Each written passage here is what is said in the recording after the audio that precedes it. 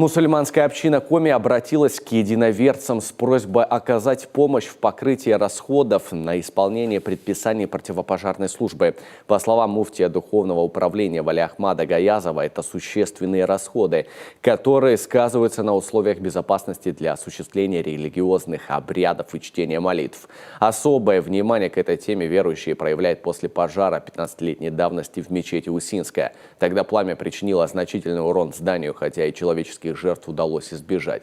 Кстати, как говорят сами мусульмане, отсыл к соблюдению мер пожарной безопасности идет издревле. Во времена пророка Мухаммеда в городе Медине ночью, когда люди спали, сгорел дом. Узнав об этом, будучи человеком, переживавшим за судьбы людей, основатель ислама обратился к сподвижникам. Он сказал: гасите светильники ночи, когда ложитесь спать, и закрывайте двери на замок. Ислам уделяет внимание не только безопасности от противоправных действий людей, но и пожарной безопасности.